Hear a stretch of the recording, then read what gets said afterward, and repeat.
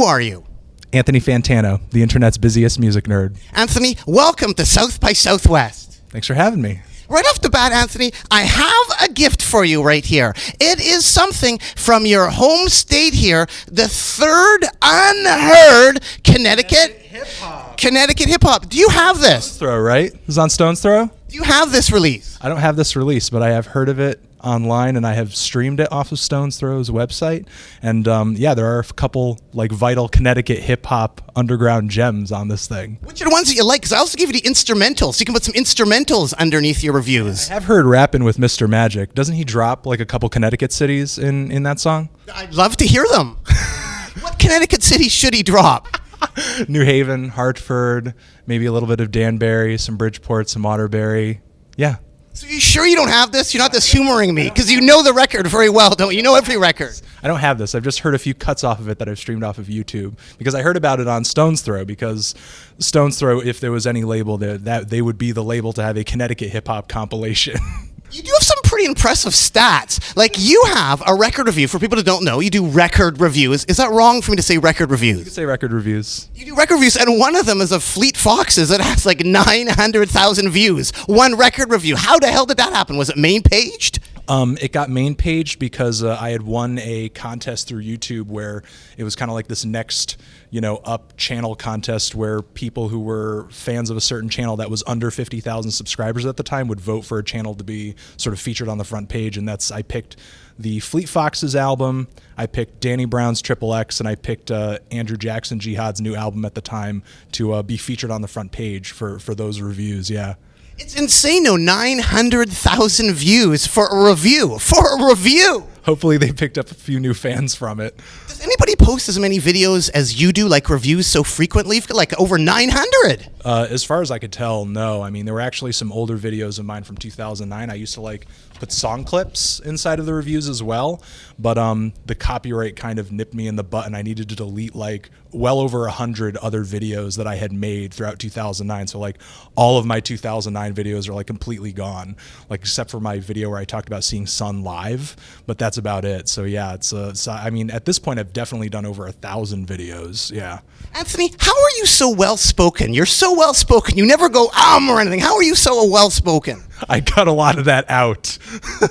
But I mean, it's like the way that I talk on camera is just the way I would envision myself talking to people if I were in front of a group of 100 people and I had to do a book report on an album or something. You never say It doesn't look like you do many takes. How many takes do you do? What's the secret? I do one take, and I sort of have bullet points that I go off of, but there are definitely things that I say that I would like to say less, sort of, I feel like, and kind of. Those are my 4 least favorite things that I say all the time. What about what for you wear? Was the Foxygen review the only review you did wearing a muscle tee?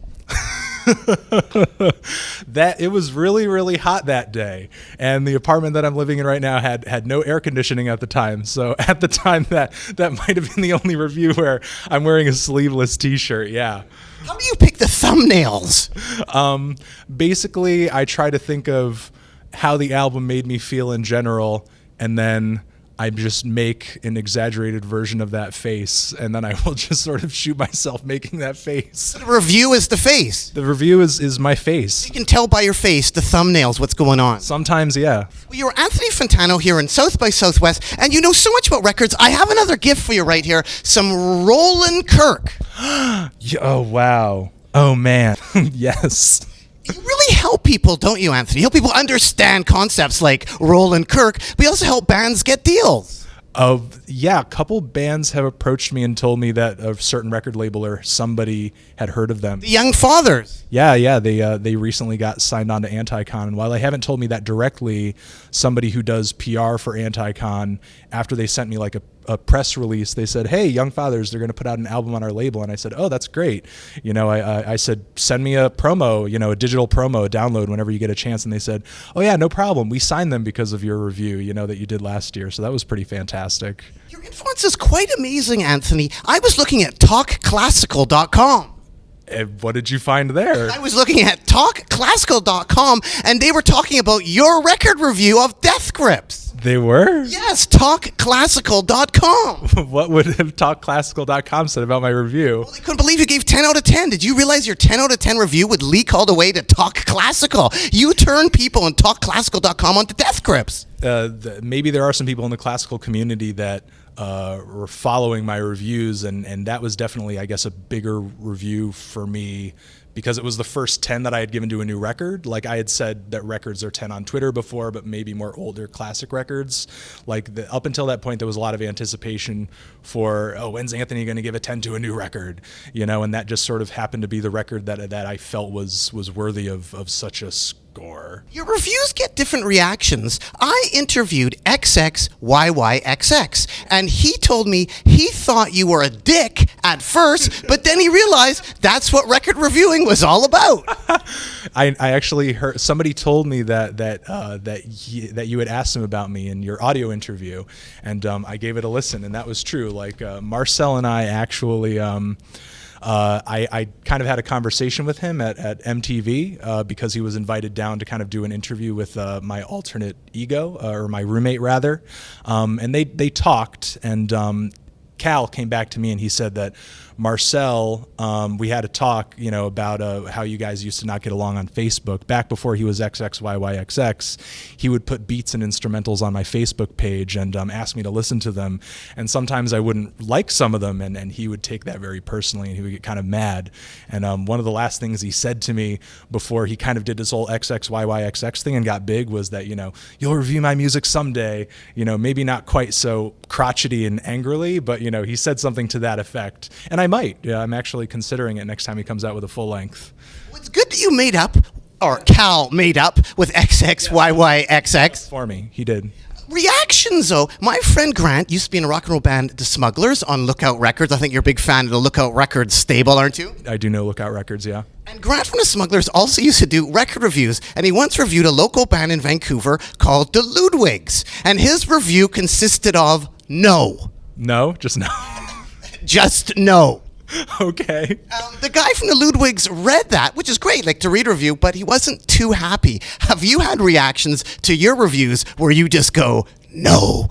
Yeah, I've never just said no. I feel like maybe sometimes I've sort of done that, like on my Limp Bizkit review, which wasn't really so much a diss to the band as it was to a lot of the people who watch, because people were sort of like begging me to review the new Limp Bizkit record and just saying, you know, you got to review it because they know I'm going to review it negatively. They want to see me get angry, or they want to see me just say, this record's crap, or they want me to just say no. So instead, for 6 minutes, I ate food. I just, you know, my girlfriend and I just made a bunch of food and some salad and spaghetti, and I made a shake and a peanut butter sandwich and maybe some other things, had some snacks, some chips and hummus too. And I just did nothing but eat for 6 minutes on camera. And, you know, people thought that was hilarious. It made it up onto BuzzFeed as well. I wasn't so much saying no to the record. I mean, as far as the Limp Bizkit records go, I think they kind of lived up to their sound, you know, no real surprises there. But I was kind of saying no to doing, you know, a review that people were just sort of looking for a negative reaction from on purpose. Anthony Fantano, I have a quote here for you. Anthony Fantano, a 17-year-old Wolcott High student, discovered politics the old-fashioned way, listening to music at a friend's house. There he learned about Jello Biafra of The Dead Kennedys. He's pretty much my political idol. Fantano, who has an eye-popping mohawk, took part in a massive anti-war march in Manhattan. Yep, that was at age 17. And this is from Newsweek 2003. Yeah. And Jello is your idol. Jello is a guy in high school who I looked up to quite a bit, and I recently reviewed my favorite Dead Kennedys records for a classic week. My favorite Dead Kennedys record, Plastic Surgery Disasters. And I have that for you right now. Here is a gift from your idol, Dead Kennedys, Jello Biafra autograph. Signed? And what does it say there? It says, "To Anthony, don't give up." That's actually quite the honor, because when I got into the Dead Kennedys that brought me to Alternative Tentacles Records, and that actually turned me on to the Evaporators, because at the time I think they were just starting to do MP3 downloads on their site and let people stream some songs. And then I think I had heard like I Don't Need My Friends to Tell Me Who My Friends Are, and like I'm Addicted to Cheese, and that was one of the records that I had bought from their site. And then I got introduced to you, which at the time I didn't really know about your interviewer, persona, or your interviewer career, what you were doing as an interviewer. I knew you more through music. So I mean, but Jello, still like at the time, him and like, most definitely him and a lot of other punk bands sort of introduced me to the idea that music could be political and could say something interesting, and it didn't just have to be about love or lust or just a general sense of anger. Like you could make some really cutting edge and very memorable and sometimes hilarious social commentary with it too. And you had a mohawk, and you were interviewed in Newsweek as well. This is pretty cool. You got the Dead Kennedys, Jello mentioned in Newsweek. Yes, at the time, yeah. So thank you, Derek Youngquest. Yes, thank you, Derek. Like I'm gonna show him this like when I get back. Yes, He turned you on to the Dead Kennedys. Yes, he did. He turned me on to the Dead Kennedys, going over to his house where his family, or just his father, has sort of this long-standing passion for vinyl, which sort of blossomed in him. And I remember one day, back in high school, we all had these CD booklets or whatever, and I just showed him what I was listening to, and he said, "Don't you listen to anything like since before 2000?" And then he turned me on to punk music with a few burned CDs, and I would go over to his house and we would listen to records. And I think he just showed me a bunch of Dead Kennedys songs, like from this album, from In God We Trust Incorporated. I think one of the funnier tracks that I liked was MTV Get Off the Air, that he showed me off of Frankenchrist. And then it was just like all punk music from there on out, like throughout the rest of high school. What's the connection between Coven, the movie, and your good friend Cal?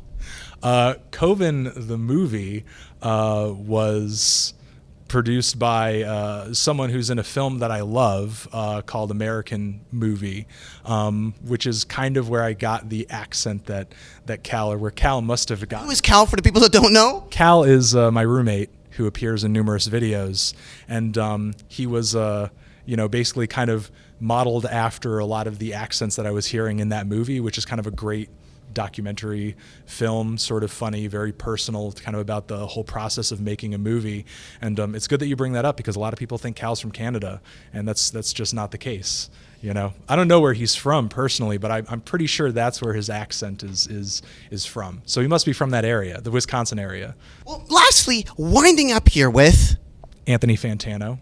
Anthony Fantano. Lastly here, you're from the Needle Drop. So I thought I should give you, lastly, a record you were missing, I think. What is this again? This is the Evaporator Records Ripple Rock. Is the Dublin 7-inch in here? It is indeed. You know everything. The Dublin 7-inch is inside. The Dublin 7-inch is inside. Yes, I used to have this record. This was one of my favorite records in high school.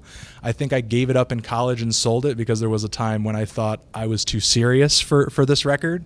But later into my 20s, going to be 30 in a few years, I realized that, music isn't all serious, and that, you need some hilarity and some energy as well, to pass the time. Man, I'm looking forward to listening to I Feel Like a Fat Frustrated Fuck. Like, I actually miss that song.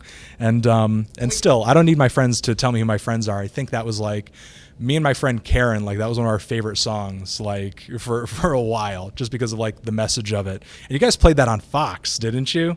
Like I remember catching a YouTube video of that, and that was one of my favorite YouTube videos for a while. Well, thanks so much for digging it. It was all possible because of Jello Biafra. It was, yes, one of the catalysts. Well, thanks so much, Anthony. Anything else you want to add to the people out there at all? Thanks for watching. Forever. Why should people care about the Needle Drop? Because I'm a music obsessive, and I'm trying to give the best opinions that I can, trying to be honest, just trying to be real, just trying to do what I do. Rawest music blogger. Well, thanks so much, Anthony. Keep on rocking in the free world, and do-do-do-do. Do-do.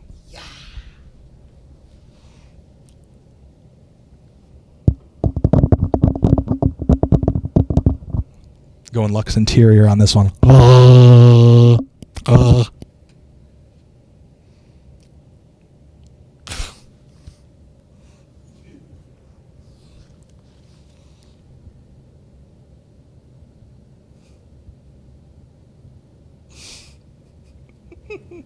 didn't know how long this really lasts. Like I've seen it last long in the videos, but it feels longer in person.